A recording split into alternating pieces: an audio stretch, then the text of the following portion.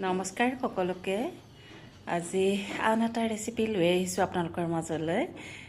তাকে দেখাওঁ বুলি ভাবিলোঁ আপোনালোকক আহকচোন চাওঁ আজি ৰেচিপিটোত আছে জাতিলাও আৰু নৰসিংহ মাছৰ লগত বনাম সেয়ে ভাবিলোঁ আপোনালোকক শ্বেয়াৰ কৰোঁ এয়া দেখিছেনে নৰসিংহখিনি আগে মিক্সিত দি মানে গ্ৰাইণ্ডাৰত প্ৰেছ কৰি লৈছোঁ আৰু আদা নহৰুখিনিও একেলগে লৈছোঁ কিন্তু দেই এতিয়া আলু আৰু জাতিলাওখিনি টুকুৰা কৰি কাটি কুকাৰত দি ল'লোঁ আৰু মাছ ফ্ৰাই কৰা তেলতে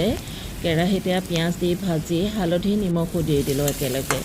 এয়া অলপ দেৰি সেইখিনিও ভাজি ল'লোঁ ভাজি লোৱাৰ পাছতে পেষ্ট কৰি থোৱা নৰসিংহখিনি এতিয়া অলপ দেৰি ভাজি ল'ম এয়া চাওকচোন তেলতে অলপ ভাজি লৈছোঁ কেঁচা গোন্ধটো যাবৰ কাৰণে এতিয়া এনেকৈয়ে আকৌ বইল কৰি থোৱা আলু আৰু জাতিলাওটো মানে যিখিনি বইল কৰি লৈছিলোঁ সেইখিনি এতিয়া দি দিলোঁ সেইখিনি অলপ দেৰি মই ভাজি ল'ম দেই অলপ দেৰি উতলাইও ল'ম মাছ ফ্ৰাই কৰি থৈছিলোঁ এতিয়া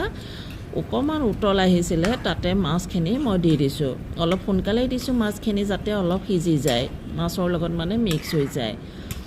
তেতিয়া খাই কিন্তু বহুত টেষ্ট লাগে আপোনালোকে এনেকৈ ট্ৰাই কৰি চাবচোন দেই খাই চাব মোক কমেণ্ট কৰি জনাব বহুত ভাল লাগে কিন্তু টেষ্ট হয় মোৰ ৰেডি হৈ গ'ল থেংক ইউ